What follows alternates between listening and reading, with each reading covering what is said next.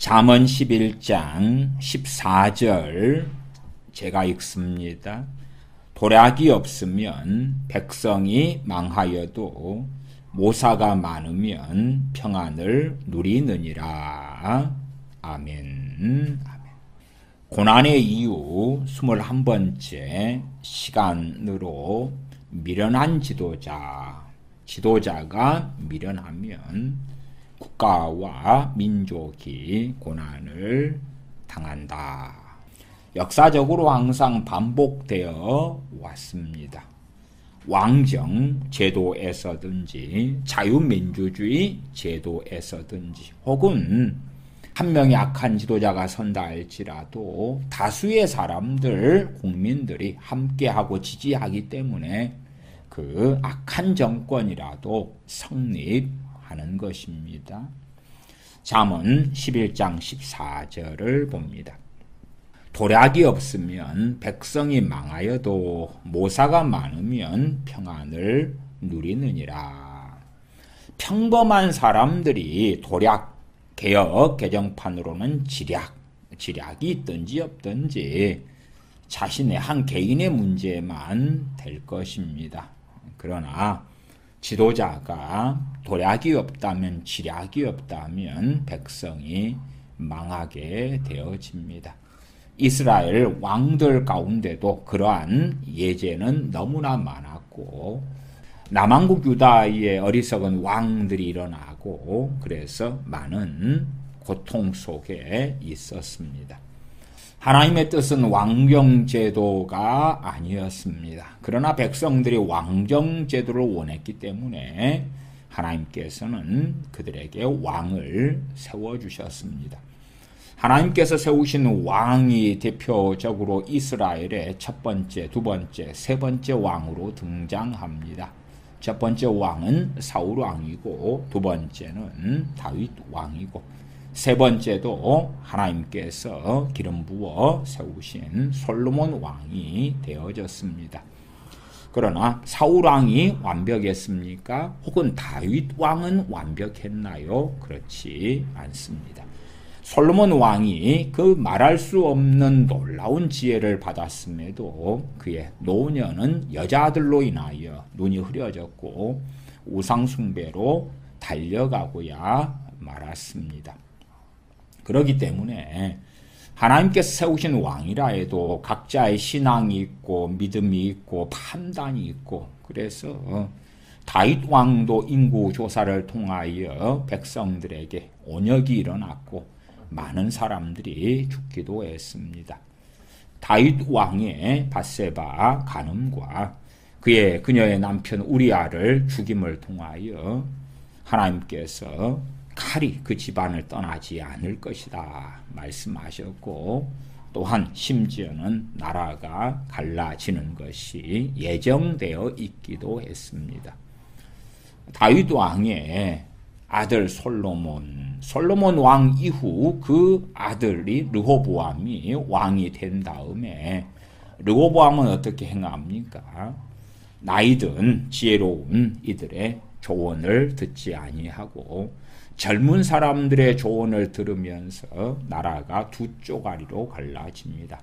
도략이 없으면 르호보암 같은 왕이 도략이 없으니까 지혜가 없으니까 혹은 지략이 없으니까 백성이 망하는 것입니다. 대한민국 자유민주주의 국가에서도 백성들이 자신들의 지도자를 세우지 않습니까? 하나님께서 세워주신 다윗 왕이라 할지라도 완전 무결하지 않았다. 하나님께서 세워주신 이스라엘의 첫 번째 왕인 사울 왕도 완전 무결하지 않아서 어느 때에 그는 하나님을 배반하고 등지고야 말지 않습니까? 심지어는 제사장들을 죽이기도 하고 하는 그 악한 길까지도 사울 왕은 달려가고야 말았습니다. 도략이 없으면 백성이 망한다. 백성들이 대한민국 같으면 투표 선거를 통하여서 지도자를 세웁니다. 자기들 마음에 맞는 지도자를 세우지요. 그들 가운데 구원자가 어디가 있습니까? 미국 같으면 트럼프 당선인 트럼프 대통령 되는 이가 완벽하겠습니까? 미국을 구원하겠습니까? 그럴 리가 없지요. 대한민국에 어떠한 구원자가 등장하겠습니까? 저는 이재명 씨가 대통령이 된다면 대한민국은 참으로 많이 비참해질 것이다. 그런 사람이 대통령 되기도 쉬울 것이에요. 그러면 대한민국의 참담 지경은 지금보다 훨씬 심할 것이다. 한편으로도 마찬가지입니다. 대한민국이 경제적으로 큰 위기 속에 봉착해 있는 상황 속에서 윤석열 대통령은 말도 안 되는 비상계엄령이라는 것을 내렸습니다. 그것은 명백하게 헌법에 위반된 것입니다. 최소한 1987년 개헌이 되었을 때에 그전까지는 몰라도 87년 이후로는 비상계엄령을 내린다 할지라도 국회를 건드릴 수가 없는 것이 헌법입니다. 그러나 150명 이상이 모이지 못하도록 군대를 보냈고 또한 어떤 이들을 체포하라고 하기도 했고 심지어는 거기에 계엄령에 전공의들을 어떤 반국가 세력 같은 걸로 만들어서 사직한 전공의들인데 파업했다 하는 거짓말을 넣어가지고 그래서 계엄령을 선포하기도 했지요. 그런 것은 전부 다 반헌법적인 것입니다. 헌법에 조항이 맞지 않는 계엄령을 내렸어요. 그 결과로 국가는 혼동 속에 들어갔고 최소한 며칠 사이에 대한민국 주가만 해도 150조 가까운 돈이 증발하였고 환율도 아주 심각한 정도까지 원화 가치가 떨어지고 달러 환율이 올라가는 등 불확실성이 훨씬 심해져 가고 또한 탄핵 정국 속에 있기 때문에 국정은 마비되었고 더욱더 벼랑 끝으로 몰려가고 있는 중입니다. 비상계엄령을 통하여 그렇지 않아도 식물정부에 가까웠던 정부가 이제는 사망선고를 한 정부처럼 되고야 말았습니다. 국민의힘 같은 여당 입장에서는 한 2월 정도에나 하야하는 방식을 선택하면 좋겠다. 그렇게 하면서 내년 5월에 대통령 선거를 하면 좋겠다 하는 안을 가지고 하지만 그러나 그것이 야당한테는 먹히지가 않겠지요. 대통령이 감옥에 갈 수도 있는 상황이 됩니다. 어쨌든 헌법에 반대되었고 명백하게 범죄를 행한 것이 되기 때문에요. 그래서 전 국방부 장관 같은 경우도 결국은 체포영장으로 가고 있고 많은 이들이 조사받고 있고 아마 관련된 많은 사람들이 유죄 판결을 받아서 감옥 생활을 하게 될 것입니다. 그 위에 가장 꼭대기에 있는 대통령은 어찌 될 것인가? 그 아래 사람들이 다가 상당히 감옥 생활을 하게 되면 그 위에는 어찌 되겠어요? 계엄령을 선포해가지고 해결될 문제가 아닌데. 그래서 도략이 없으면 백성이 망한다. 그렇지 않아도 대한민국의 기업들은 얼마나 어려운 상황 속에 있는지 모릅니다. 그런 상황 속에서 오히려 절벽 끝에 서 있는데 등을 떼어 밀어버린 사람이 윤석열 대통령이 됩니다. 도략이 없으면 백성이 망하는 거예요. 제가 샤머림적인 기도에서 벗어나라 시리즈 설교도 하고 있습니다. 나라 민족을 위해서 기도만 하면 하나님께서 지도자가 세워졌는데 그가 너무나 지혜롭게 변해버리고 완전 무결하게 변해버리고 정치를 너무나 잘하고 아니면 나라와 민족을 위해 기도했는데 하나님께서 다윗 왕 같은 솔로몬 왕 같은 그러한 일을 세워주신다. 그러한 것은 너무 큰 망상이 되어집니다. 그런 것이 맞았다면 사도들이 살았을 때 우리 주님께서 이 땅에 계셨을 때에 이 세상 국가의 지도자들이 가장 탁월한 자들이 일어나가지고 사도들이 증거하는 주님의 말씀에 순종하여 살았겠지요. 그 믿음 좋았던 초대교회가 있었을 때에 로마 황제라든지 뭐 이런 이들은 얼마나 탁월한 이가 혹은 말씀대로 살아가는 이 사람이 되었어야 했겠습니까? 그러나 그러한 것은 망상이죠, 망상. 그래서 기도의 한계를 이해하지 못한 채에 샤머니즘적으로 내가 나라 민족을 위해 기도했더니 오케이, 하나님께서 알아서 다 책임져 주셔. 그런 말씀이 아니고 잠언 11장 14절만 해도 도략이 없으면 백성이 망한다. 망한다.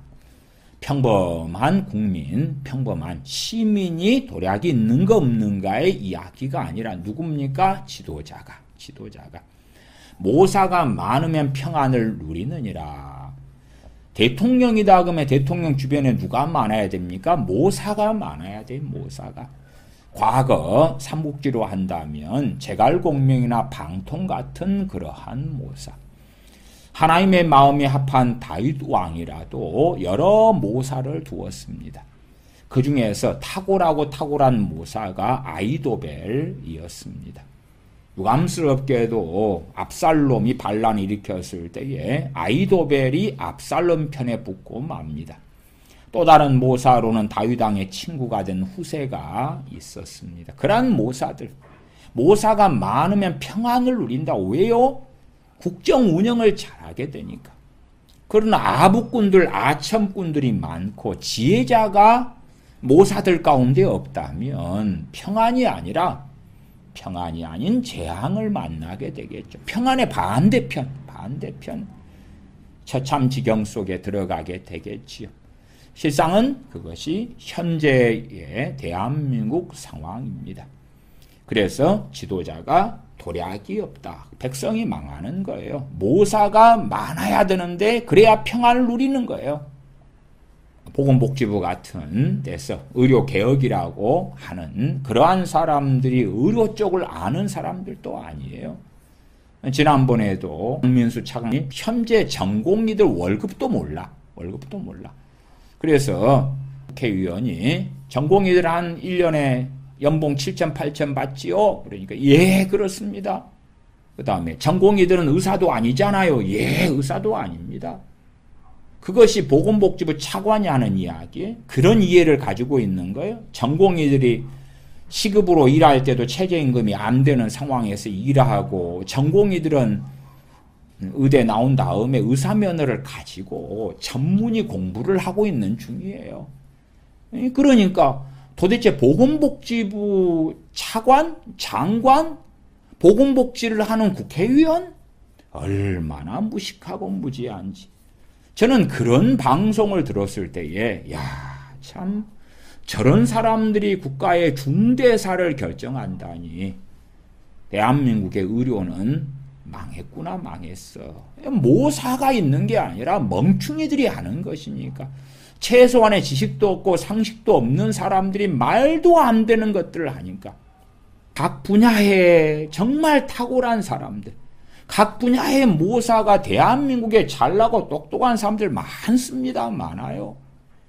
그런데 바보 멍청이들을 인맥을 통하여 또한 자기 측근이다, 자기 파벌이다. 그래서 앉혀놓으니까 평안을 누리는 게 아니라 난장판이 벌어지는 거예요. 개정개혁파는 지략이 없으면 백성이 망하여도 지략이 많으면 평안을 누리느니라. 제가 여러 가지 번역 성경을 써놓은 것은 개정개혁판 번역의 도략을 지략으로, 모사를 지략으로 그렇게 같은 걸로 해놨는데 번역이 좀 미흡하기 때문에 제가 참조하시라고 다른 번역 성경도 적어 놓았습니다. 새 번역 성경을 읽어드리면 지도자가 없으면 백성이 망하지만, 이것도 부족한 번역이죠. 지도자가 없으면, 아니 대한민국에 지도자가 있어요. 그러나 그 지도자가 뭐가 없습니까? 도략이 없어요. 지략이 없어요. 그래서 개혁성경에 도략이 없으면 백성이 망한다. 백성이 나와 있으니까 누구의 지략이 문맥 속에 들어갑니까? 지도자의 지략. 왕이면 왕, 관리면 관리, 또한 대통령이면 대통령. 그런 사람의 지략이 없다. 지략이 없어서 백성이 망하는 게 하나님 말씀인데, 하나님, 와, 저 사람 미련한데요. 저 김정은이 좀 미련하긴 하지만 하나님 도와주시옵소서, 역사하여 주시옵소서. 그러면 잠언 11장 14절 말씀과는 안 맞는 것입니다. 안 맞아요. 그런 사람이 세워져 버린 다음에는 사실은 굉장히 늦어요. 늦어. 그러니까 여러분이 집에 불 나기 전에 예방을 하는 것과 불이 다 나버려요. 그래서 활활 타버려서 다 타고 있는데 하나님 불을 꺼주시옵소서 그러면 때가 안 맞잖아요. 때가 안 맞아. 그런 것을 이해하셔야 돼. 기도를 한다 그래도 잘못된 지도자가 일어난 다음 해주시옵소서. 그건 잘 안 맞아요. 내 어린 자녀들을 자녀 교육을 잘 해가면서 하나님께 지혜를 구하고 도우심을 구하고 그럼 때가 맞아요. 때가 맞아요. 그러나 자녀들이 이제 30대가 되고 40대가 되고 이상하게 되고 삐뚤어지게 된 다음에 기도를 해요. 하나님 변화시켜 주시옵소서. 때가 맞아요? 안 맞아요? 안 맞아요. 안 맞아요. 여러분들이 잘못된 자녀 교육을 하나님 앞에 한 것을 회개하셔야 돼. 마찬가지로 잘못된 지도자를 뽑아놓고 미련한 지도자를 뽑아놓고 하나님 역사에 주시옵소서. 좋은 지도자로 바꿔주시옵소서. 지도자에게 지혜를 주시옵소서. 틀린 거예요. 그게 틀린 거. 뽑기 전에 기도를 하시고 하나님 의지하고 자유민주주의 국가는 또한 국민들이 한 표씩 가지고 투표권을 행사하는 거기 때문에 투표권이 있는 사람들의 각 사람들의 투표의 권리, 국민 주권의 권리를 행사하는 거기 때문에 그런 자유를 누가 막을 수 있습니까? 바른 언론, 바른 여론, 바른 말 그렇게 해도 안 듣는 사람들이 태반인 거예요. 백성들이 다 잘못된 길을 걸어가면 거기에서 고통 속에 들어갈 수밖에 없는 것이 자유민주주의 제도입니다. 왕정제도가 그런데 자유민주주의 제도는 제도대로 전반적으로 국민들이 미련하고 어리석으면 그들이 원하는 지도자, 미련한 지도자를 세울 것이고 그 결과물을 함께 당할 수밖에 없는 것은 너무나 뻔한 이야기가 됩니다. 세번역 성경 지도자가 없으면 백성이 망하지만 지도자가 그냥 없다는 번역은 미흡하지요. 도략이 없으면 혹은 지략이 없으면 누구의 지략요? 지도자의 지략. 하반절은 참모가 많으면 평안을 누린다. 대통령한테 참모는 많지요. 그냥 참모가 아니에요. 지략 있는 참모를 이야기하는 거예요. 그래서 참모 지도자 이렇게 번역한 세번역 성경은 번역상 그렇게 좋은 번역이 아닙니다. 공동 번역은 지휘자 없는 군대는 패하고 백성을 군대로 바꿨어요. 그건 백성이 맞습니다. 좋은 참모가 많으면 승리한다. 전쟁을 염두에 둔 그러한 이해로서 번역을 했어요. 그런 것은 이것도 좋은 번역은 아니고요. 현대 인해성경 번역입니다. 훌륭한 지도자가 없으면 나라가 망하여도 현대인의 성경 번역이 그나마 좋지요. 충언자가 많으면 평안을 누린다. 좀 정답에 근사치 가까워진 번역입니다. 훌륭한 지도자가 없으면 나라가 망한다. 자유민주주의 국가에서는 지도자를 국민의 손으로 뽑습니다. 국민의 손으로 뽑아요.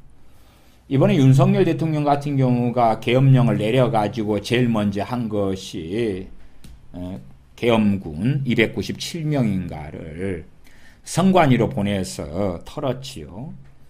그런데 부정선거를 가지고 털었다 그런다 해서 무슨 증거가 나올까? 저는 제가 2017년 대통령 선거가 있을 때에 저는 그때도 많이 말씀을 드렸어요. 설교도 했고 직접 말씀도 많이 드렸고. 왜? 당시에 부정선거가 횡행했거든요. 그럼 부정선거가 뭔데? 그러면 당시에는 최소한 선거 투표지가 두 종류가 있었어요. 두 종류가. 그리고 보편적으로 사전투표지는 선관위에서 투표용지가 이렇습니다라고 제시한 투표용지가 아니었어요. 선관위에서는 투표용지는 딱 하나입니다라고 주장했는데 그 하나는 뭐냐 그러면 1번, 2번, 3번, 4번 기호가 있을 때에 1번 칸 다음에 여백이 있었어요. 그 다음에 2번이 있고 2번 다음에 여백. 왜냐하면 1번하고 2번 사이에 여백이 없으면 도장을 찍을 때에 그냥 선에 걸려버리잖아요. 잘못 찍고 그렇게 되는 거기 때문에 정상 투표 용지라고 발표했던 것이 1번, 2번, 3번, 4번, 5번, 6번, 7번, 8번 그럴 때에 그 사이에 간격이 있었어요. 그런데 사전투표지에서는 제가 저나 우리 교회 교인들 조사했을 때에 그래도 한 5명 가운데 2명, 적을 때는 1명 이런 비율로요. 투표용지가 틀렸어요. 말하자면 번호 사이에 간격이 없는 투표지가 있었어요. 주로 사전투표지가 그런 게 많았어요. 그래서 교우분들이 사전투표나 본투표나 투표하고 난 다음에는 제가 물어봤어요. 투표용지가 어땠느냐고. 투표용지를 촬영도 못하게 했어요. 그러나 명확하죠. 그럼에도 촬영해온 사람도 있고 투표용지가 길이도 틀리고 모양도 틀리고 그러니까 그래서 그런 문제를 제기를 많이 했어요. 그러면 범사에 때가 있고 기한이 있기 때문에 윤석열 대통령이 부정선거를 논하려 그러면 최소한 자기가 대통령이 될 때 논하고 대통령이 된 다음에 힘이 있을 때 논하고 힘이 있을 때 논하면 어찌 돼요? 그건 곤란하겠죠. 왜? 자신이 대통령이 되었으니까. 대통령이 된 다음에 논하려는데 부정선거 이야기 꺼내면은 도끼를 자기 발등을 찍는 거 아니겠어요? 그러면 최소한 이번에 4월 달에 총선이 있었을 때 논해야지. 총선이 있었을 때에. 그러나 계엄령을 통해서 선관위부터 찌적거리기 시작하니까요. 이제는 부정선거 이야기만 꺼내면 극우 세력이 됩니다. 정신 나간 집단이 돼버리고 말아요. 그래서 부정선거가 앞으로는 있어도요. 이제 말 꺼내도 전혀 먹히지가 않아요. 선관위를 털어가지고 부정선거 증거가 나온다 한들 민주당이나 야당 입장에서는 그걸 사실로 인정하겠어요? 모함으로 만들죠. 그러니까 때가 안 맞는 거예요. 모사가 없는 거예요. 미련한 거예요. 때가 있어야지. 때가 맞아야지. 그러나 자기에게 유리하면 이렇게 하고 불리하면 저렇게 하고 그래서 대한민국 경제도 너무 좋지 않은 심각한 상황에서 벼랑 끝에서 밀어버리는 그러한 자살골 혹은 자폭이 일어난 것이 이번에 계엄령이었다. 반헌법적인 계엄령이었다. 물론 저는 민주당이 주장하고 야당이 주장하는 대통령의 탄핵 사유들 가운데 반대하는 것이 꽤 있어요. 말이 안 되는 탄핵 사유들이 끼어 있어요. 그래서 그러한 탄핵 소추안을 가지고는 그러한 대통령 탄핵은 반대한다고도 말씀을 드렸어요. 그럼에도 실상은 이미 탄핵 당할 만한 빌미를 주었기 때문에 단지 윤석열 대통령 본인만 고생하는 게 아니라 백성들이 여러 가지 면에서 고통과 어려움을 당하고 대한민국의 혼란과 혼돈 상황은 상당히 가게 될 것이다. 잠언 15장 22절입니다. 의논이 없으면 경영이 파하고 모사가 많으면 경영이 성립하느니라. 의논이 없다. 아무하고 의논한다고 되는 건 아니지요. 어떤 사람과 의논을 해야 됩니까? 그 부분에 지혜로운 사람. 유유상종이라 그러잖아요. 자신이 진실로 무엇이 지혜인 줄 아는 사람은 의논할 모사들을 구합니다. 그래서 의논을 하면 경영이 성립하죠. 그러나 의논이 없으면 자기 독불장군식으로 자기가 밀고 나가고 마음대로 그렇게 하면 경영이 파한다. 대한민국의 의대 증원 2,000명 같은 의료 개혁을 앞세우고 대통령이 행해 나갔는데 의료 대란이 일어났지요. 이번 12월에도 전공의 모집을 했고 모집 기한이 지났습니다. 전체 전공이 모집했을 때 한 8% 정도가 모집에 응했지요. 그렇기 때문에 내년에 의료 대란의 상황은 훨씬 더 심각한 것이 예정되어 있습니다. 왜냐하면 전공의들을 반란 세력으로 반국가 세력으로 이번에 계엄령 5번 5항에 만들어 놓았으니까 어떠한 전공의들이 혹은 의대생이나 의사들이 현 정권의 의료개혁에 찬성할 수가 있겠느냐 그 말이에요. 의사들은 결코 현 정권에 찬성하지도 않을 거고 현 정권이 행하는 의료개혁에 동참하지도 않을 것입니다. 전문가가 있어가지고 의료개혁을 하려면 의논을 해야지. 전문가들의 말은 듣지 아니하고 아무렇게나 하니까 경영이 파하는 것이지요. 모사가 많으면 경영이 성립하느니라. 모사. 아무나 모사가 되는 게 아니지요. 참으로 지혜자가 많아야지 경영이 성립하는 거예요. 어떤 사람이 사업을 하는 그 작은 일도 그 부분에 모사가 되는 사람이 있을 때에 잘해 나갈 수가 있지요. 하물며 국정은 어떻습니까? 그러니까 모든 부분에 대통령이 혹은 왕이다 하면 그 왕이 모든 부분의 전문가가 될 수는 없어요. 없어. 삼성전자의 이재용 회장이다. 그러면 그 사람이 모든 부분의 전문가가 될 수가 없어요. 그러나 각 부문마다 진실로 모사가 되는 사람들이 있고 그런 사람들을 세웠을 때에 경영이 성립하게 되겠지요. 그러나 그렇지 않으면 자영업도 그렇고 또한 국가 운영도 그렇고 기업도 마찬가지고 경영이 성립할 수가 없다 그 말이에요. 잠언 24장 6절입니다. 잠언 24장 6절 너는 모략으로 싸우라. 승리는 모사가 많음에 있느니라.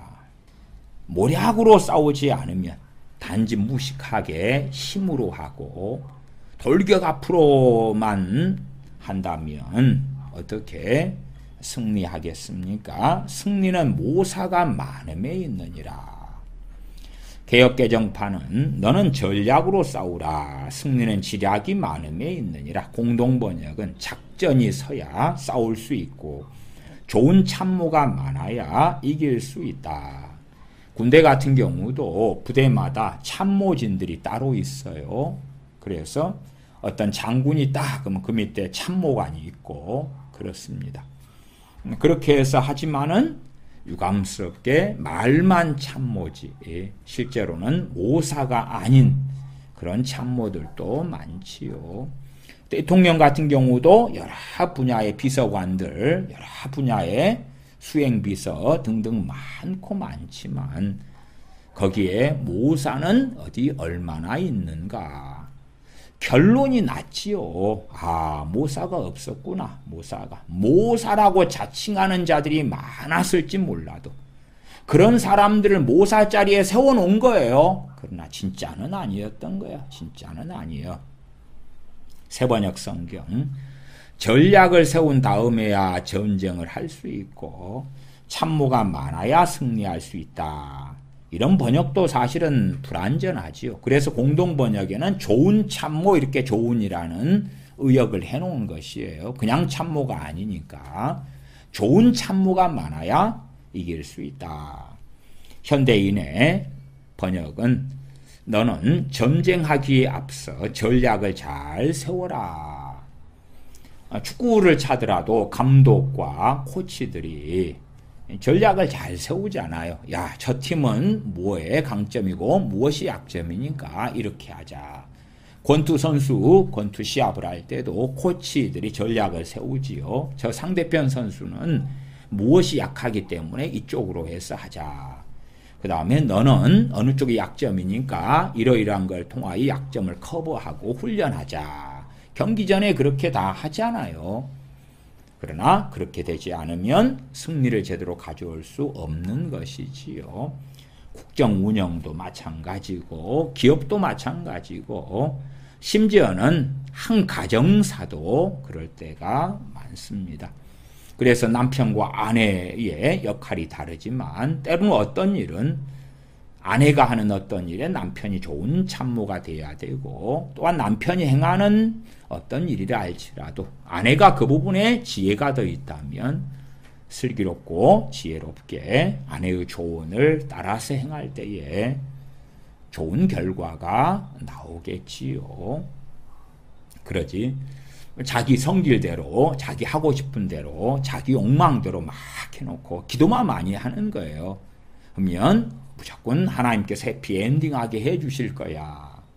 샤머니즘적인 기도가 그런 양상이거든요. 그런 양상. 잠언 야고보서 1장에는 지혜를 구하라 했잖아요. 잠언은 얼마나 많은 지혜에 대한 말씀이 있습니까? 그러나 나는 하나님께 그냥 기도만 해버릴 거야.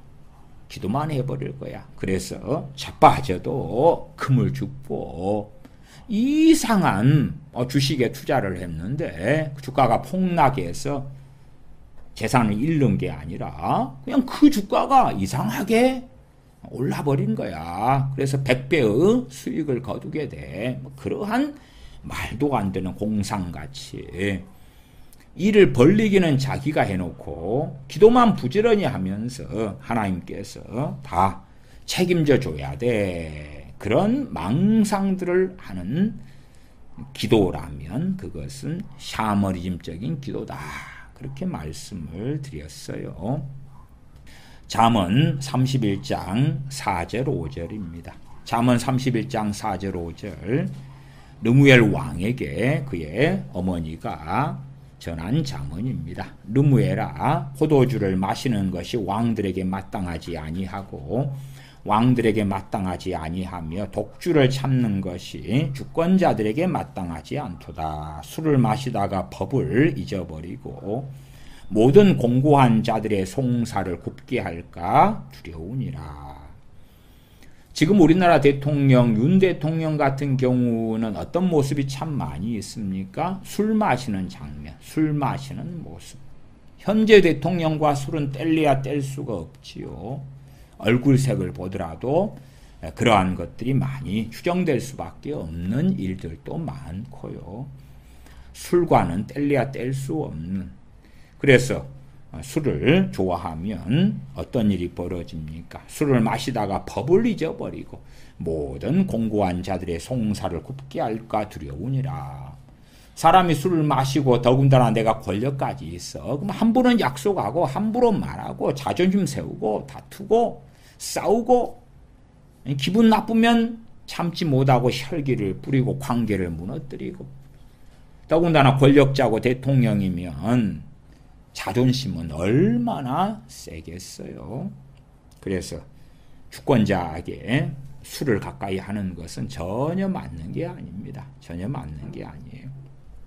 부부생활도 마찬가지입니다. 남편이 술을 많이 좋아한다. 가정사가 정상이 되지 못합니다. 반대로 여자가 아내가 술을 엄청 좋아한다. 정상이 되질 못합니다. 제가 어떤 가정이 있는데 그 가정에 아내 되는 분 때문에 남편이 너무나 비참한 거예요. 왜 그러냐면은 아내가요 술 마시기를 너무 좋아해. 너무 좋아해. 젊은데 너무 좋아해요. 그러니까 자주 문제가 되는 것이 뭐냐 그러면 유부녀인데도 근데 술 마시고 정신을 잃어버리는 거예요. 근데 술 마시면 누구하고 마셔요? 다른 남자들하고. 다른 남자들 클럽 같은 데서. 어쩌다가는 이제 술 마시고 정신이 잃으니까 누가 남편에게 전화를 해줘. 그러면 쫓아가면 아내가 술 마시고 넋이 나 있어. 근데 어떨 때는 다른 남자들하고의 관계 속에 들어가는 거예요. 어떻게 해야 돼? 문제는 자식이 있거든. 그러니까 술 좀 마시지 말라고 해도 술 없이는 못 산다는 거예요. 결국은 이혼합니다. 그걸 어떻게 해? 남편 입장에서는 주님, 내 아내 좀 변화시켜 주세요. 내 아내 좀 바꿔주세요. 근데 이미 결혼할 때 술 좋아하는 여자하고 결혼했거든. 처녀 때부터 그 아내는 그렇게 했거든. 애 낳고도 그렇게 했고. 그것이 기도한다고 고쳐지는 거예요. 가정사에도요, 남편이든 아내든 술 좋아하고 절제되지 못해서 술이 떡이 되게 마시고 정상 가정을 유지할 수가 없어요. 그나마 남자들은 술 마시고 막 이상하게 된다. 그래도 뭐 어느 정도가 있을지는 몰라도 남자들도 술 마시면 여자하고 술하고 관계가 사실은 뗄래야 떼기는 어려워요. 남자들도 그렇고 여자들도 그렇고 쉽지 않아요. 술 취하고 그런데 이성과의 관계가 문제가 안 되는 경우는 진짜 드뭅니다. 진짜 드물어요. 근데 한 국가의 지도자가 술을 가까이 한다. 그러면 부부 중에 한 명 이상이 술에 임박이고 술 취하는 그런 삶을 사는 가정사보다 사실은 처참 지경은 훨씬 큽니다. 물론 우리는 그런 부분에 대해서 잘 상상이 안 되기 때문에 이해를 못할지 몰라도 그렇지 아니합니다. 예를 들어 남편 아내 가운데 한 명이 게임 중독이라고 합시다.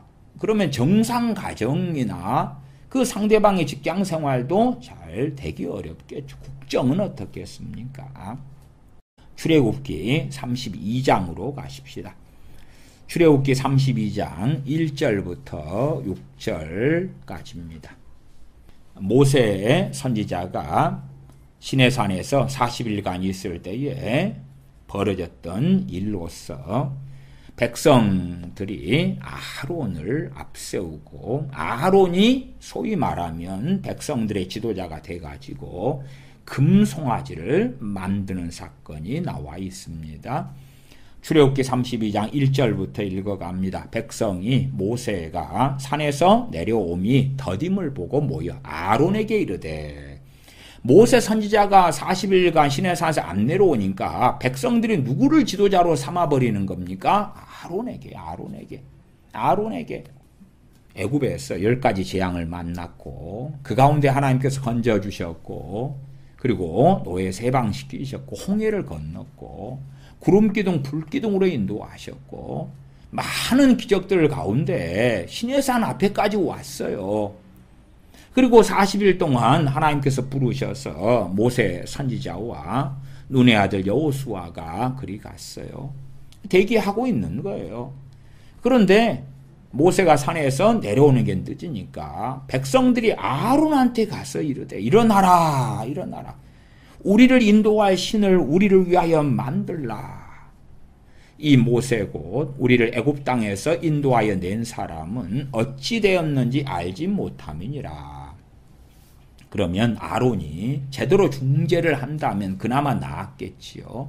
아론이 아니다. 조금만 기다리자. 좀 더 기다리자. 그러면 되는데 그래? 나를 지도자로 너희들이 추대하는구나. 그리고 너희들의 요구가 우리를 인도할 신을 우리를 위해서 만들라 그러는구나. 그래, 내가 만들어줄게. 정말로 끔찍한 인본주의죠. 아론은 그렇게 행했고 그 악한 길을 걸어갔어요. 2절 아론이 그들에게 이르되 너희 아내와 자녀의 귀에 금고리를 빼어 내게로 가져오라. 모든 백성이 그 귀에서 금고리를 빼어 아론에게로 가져오매 아론이 그들의 손에서 그 고리를 받아 부수어 각도로 새겨 송아지 형상을 만드니 그들이 말하되 이스라엘아 이는 너희를 애굽 땅에서 인도하여 낸 너희 신이로다 하는지라. 아론이 보고 그 앞에 단을 쌓고 이에 공포하여 가로되 내일은 여호와의 절일이니라. 여호와의 절일이다. 그 금송아지가 여호와다 그 말이지요. 이튿날에 그들이 일찍 일어나 번제를 드리며 누구 앞에요? 금송아지 앞에 화목제를 드리고 앉아서 먹고 마시며 일어나서 뛰놀더라. 이 어리석은 아론을 백성들이 지도자로 삼았을 때, 물론 이 백성들 자체가 어리석어서, 자기들이 어리석으니까 하나님이 세운 지도자가 아니라 자기들이 원하는 지도자인 아론에게 달려간 거예요. 아론에게 일어나라. 우리를 인도할 신을 우리를 위하여 만들라. 그것대로 아론이 해주잖아요. 해줘. 그리고 이제 모세 선지자는 하나님 말씀 듣고 내려옵니다. 그 다음에 금신상을 가루를 내어서 사람들에게 마시게 합니다. 그리고 하나님 편에 서 있는 사람은 이리 모여와라. 레위인들이 모여올 때에 칼을 차게 하고 이 편에서 저 편으로 다니면서 친구든지 이웃이든지 간에 아끼지 말고 죽이라 그럽니다. 그렇게 해서 많은 사람이 죽습니다. 참으로 어리석은 백성들, 어리석은 백성들은 때가 되면 그 군중 심리, 집단 심리라는 것이 참으로 잘못된 길을 쉬 걸어갑니다. 자유민주주의 국가는 그렇습니다. 국민들이 원하는 걸 들어줘야 되잖아요. 들어줘야 돼. 왕정 제도라면 국민들이 잘못했을 때 왕은 절대 권력을 가지고 있기 때문에 그러지 말아라. 때로는 그게 가능할지 몰라도 국민들이 어리석어진 자유민주주의 국가에서는 지도자가 일어나서 그러지 마시오. 그러면 네가 뭔데 표 안 줘. 표 안 줘. 그렇기 때문에 실상 국민들의 표를 받으려면 포퓰리즘을 계속해야 돼요. 국민들이 원하는 대로 이리 퍼주고 저리 퍼주고 저리 퍼주고. 그러니까 국가가 제대로 흘러가긴 어려워요. 물론 국민들의 수준이 높으면 그런 것을 스스로 제한을 하겠지요. 그것은 망국의 길이다. 그런 포퓰리즘을 하면 안 된다. 국민의 수준이 높으면, 그래서 자유민주주의 국가도요, 국민의 수준이 높아야 되는 거예요. 대한민국 같은 경우는 과거에 광우병 선동도 있었고, 전에 박근혜 전 대통령 탄핵시킬 때도 세월호에 대한 책임을 물어가지고 탄핵을 시키기도 했고, 이번에 윤석열 대통령 탄핵안도 5번째 결론부를 보면 내용이 그렇게 돼 있어요. 이태원 참사에 제대로 대응하지 못하여 수도 서울에서 한밤중에 159명의 생명이 목숨을 잃는 사태를 초래하고도 행정부의 수반으로서 무책임한 모습으로 일관했다. 이태원 참사에 대한 책임을 물어서 탄핵한다.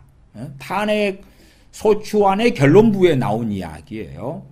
그 다음 문단은 소위 가치외교라는 미명하에 지정학적 균형을 도외시한 채 북한과 중국, 러시아를 적대시했다.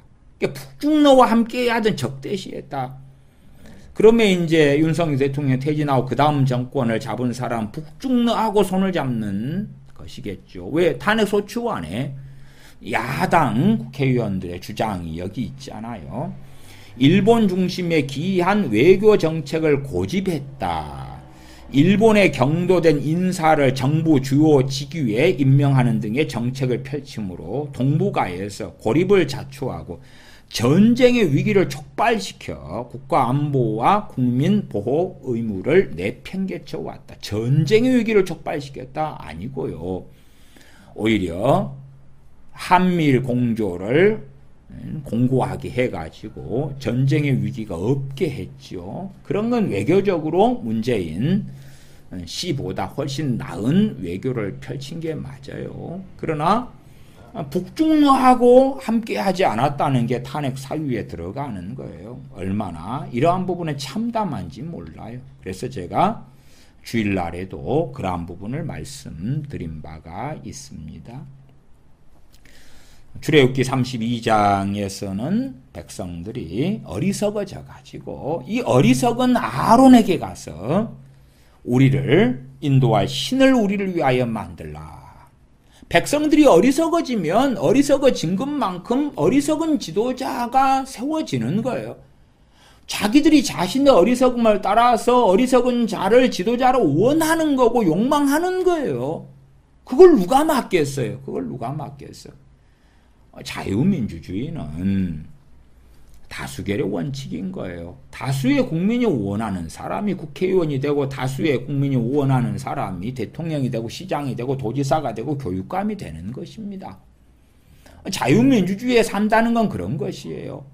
소수가 아무리 옳은 걸 원한다 할지라도 소수가 원하는 옳은 것에 따른 좋은 지도자가 세워질 수는 없는 거예요. 다수결의 원칙이니까. 다수의 문제. 그래서 실상은 자유민주주의 제도도 성경적인 시스템과 제도는 전혀 아닙니다. 오히려 성경적이다면 불가능한 이야기입니다만은 사사제도지요. 그나마 이 세상에서는 하나님께서 임명하신 사사가 통치하는 것이지요. 그리고 백성들이 잘못된 길을 걸어갈 때는 사사를 안 주시는 거죠. 안 주셔. 그러니까 공고함 속에 들어가고 때로 노예가 되기도 하고 전쟁통에 남겨지기도 하고 비참지경에 있다가 백성 국민들이 하나님 앞에 엎드리고 회개하며 하나님을 구할 때에 사사를 주시고, 그렇기 때문에 자기 정욕대로 살아가는 백성들 입장에서는 그러한 사사제도가 입맛에 안 맞는 거예요. 왜? 자기들이 마음대로 살아가고 하나님을 등지고 살아가도 평안이 보장되고 행복이 보장되고 치안이 보장되고 안보가 되고 경제가 잘 돌아가고 그렇게 돼야 되니까 그런 입장에서는 왕정제도가 좋겠더라 그 말이에요. 지금도 전 세계적으로 왕정제도를 고수하는 나라들도 꽤 있어요.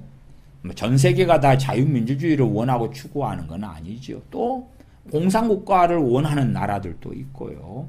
다 다른 속에 있습니다. 중동 지역 같은 경우는 이슬람교라는 것이 중심이 되어져서 심지어 중동의 어느 나라의 대통령이나 수상이나 수반보다 이슬람의 지도자가 더 큰 권력을 가지고 행사하고 그런 여러 다름들이 있습니다. 그것도 백성들이 그걸 원하니까 그렇죠. 어느 나라에가 이슬람 신자들이 1%밖에 안 되는데 이슬람이 그 나라를 장악할 수 있어요? 없어요? 없어. 다수가 이슬람이니까 이슬람이 아닌 소수를 핍박하면서 그들이 원하는 정권을 세워가지고 국가를 이끌어가는 것 아닙니까? 열왕기상 16장을 보겠습니다. 열왕기상 16장 5절부터 16절까지입니다. 5절부터 제가 읽어가겠습니다. 여호와께서 아히야에게 이르시되 여로보암의 아내가 자기 아들이 병들었으므로 네게 물으러 오나니 너는 이러이러하게 대답하라. 그가 들어올 때에 다른 사람인 체함이니라. 이 아히야는 선지자입니다. 선지자인데 이제 나이가 많이 들어서 앞이 잘 안 보입니다. 그러니까 여로보암이 자기 아들이 병들었을 때에 아내를 보내면서 여로보암의 아내인 줄 모르게 그렇게 꾸며가지고 보냈어요. 6절 그가 문으로 들어올 때에 여로보암의 아내입니다. 아히야가 그 발소리를 듣고 말하되 여로보암의 아내여 들어오라. 네가 어찌하여 다른 사람인 채 하느냐. 내가 명령을 받아 흉한 일을 네게 전하리니. 하나님의 종들인 선지자들은 그렇습니다. 포퓰리즘을 하지 않아요. 진리를 전하고 하나님 말씀을 전합니다. 예레미야 선지자가 때로는 남한국 유다에게 바벨론에 항복해라. 하나님의 말씀을 전합니다.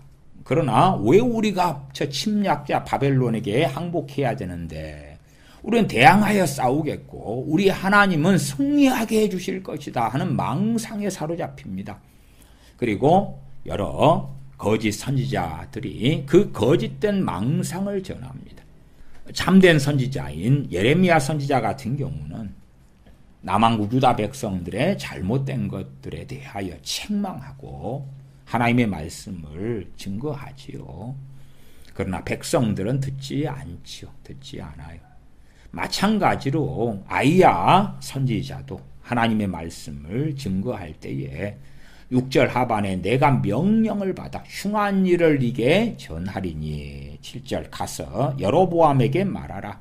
이스라엘의 하나님 여호와의 말씀이 내가 너를 백성 중에서 들어 내 백성 이스라엘의 주권자가 되게 하고. 그러니까 지금 여로보암도 하나님이 세워서 이스라엘의 주권자가 되게 했구나. 말하자면 북왕국 이스라엘에 맞는 왕이구나. 그 수준에 맞는 왕인 거예요. 그 수준에 맞는 왕. 그러지 하나님께서 세운 왕이라 해서 완벽하고 흠결이 없고 하나님을 경외하고 그렇지는 않습니다. 7절 다시 가서 여로보암에게 말하라. 이스라엘의 하나님 여호와의 말씀이 내가 너를 백성 중에서 들어 내 백성 이스라엘의 주권자가 되게 하고 나라를 다윗의 집에서 찢어내어 네게 주었거늘 너는 내 종 다윗이 내 명령을 지켜 전심으로 나를 따르며 나 보기에 정직한 일마 행하였음과 같지 아니하고 네 이전 사람들보다도 더 악을 행하고 가서 너를 위하여 다른 신을 만들며 우상을 부어 만들어 나를 노하게 하고 나를 네 등 뒤에 버렸도다. 하나님께서 여로보암을 이스라엘 왕이 되게 했는데 왕정제도니까 여로보암이 하나님 말씀과 정반대의 길을 행했어요. 우상을 부어 만들었어요. 다른 신들을 만들고 섬겼어요. 악한 일을 행하였어요. 10절 그러므로 내가 여로보암의 집에 재앙을 내려 여로보암에게 속한 산에는 이스라엘 가운데 매인자나 노인자나 다 끊어버리되 거름더미를 쓸어버림같이 여로보암의 집을 맑게 쓸어버릴지라.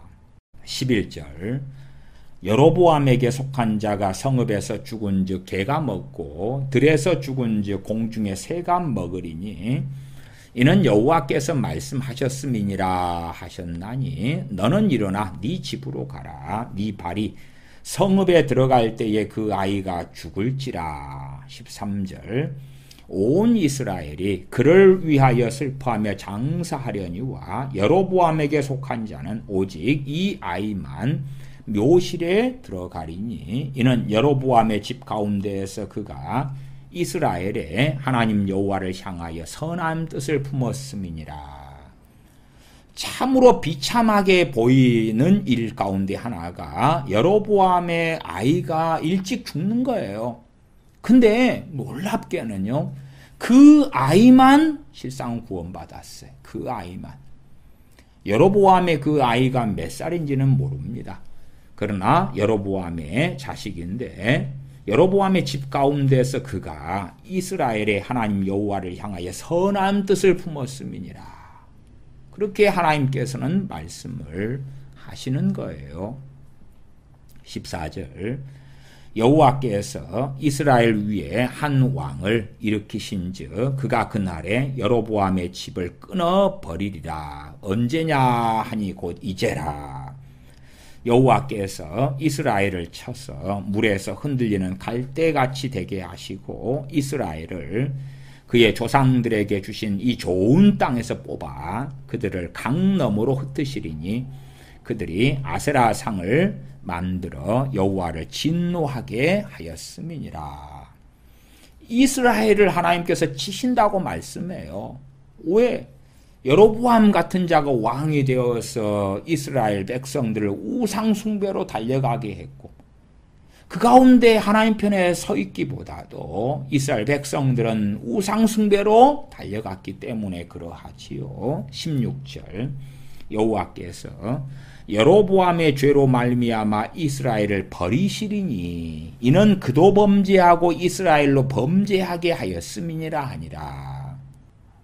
윤 대통령의 탄핵 사건에 있어서도 비상계엄령을 그가 명했다. 그 밑에 이제 부하들 혹은 장군들 같은 사람이 그래 그들 당신 말대로 할게요. 위에 상관의 명령에 따랐으니까 무죄가 되느냐? 그렇지 않습니다. 그렇지 않아요. 왜? 대통령이라 해도 초법적인 존재는 아니에요. 오히려 대통령은 헌법 수호자가 되는 게 맞지. 본인이 헌법을 어기고 부정하면서 내 말을 지켜 위헌이 아니야. 그러면 말이 되는 게 아닙니다. 여로보암이 왕이 되고 그는 이스라엘로 범죄하게 했어요. 자기만 죄지었을 뿐만 아니라 우상들을 세우고 백성들로 하여금 우상을 섬기게 했어요. 백성들은 그걸 기꺼이 따랐어요. 나중에 하나님 앞에 섰을 때에 저 여로보암 때문에 내가 이렇게 범죄했습니다. 그러니 나는 무죄입니다. 말이 안 되는 것이죠. 말이 안 되는 거예요.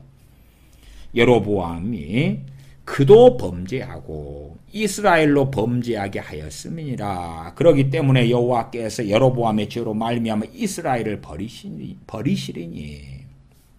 느부갓네살 왕 때 금신상을 세워서 사드락 메삭 아벳느고에게 절하게 했어요. 사드락 메삭 아벳느고는 목숨을 걸고 금신상에게 절하기를 거절했지요.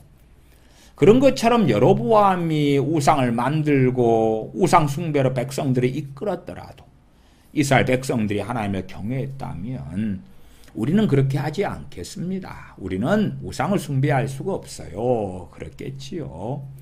그러나 악한 일을 도모하고 행할 때에 어리석은 백성들은 그 길을 함께 걸어갑니다. 그렇기 때문에 함께 하나님의 진노를 받을 수밖에 없어요.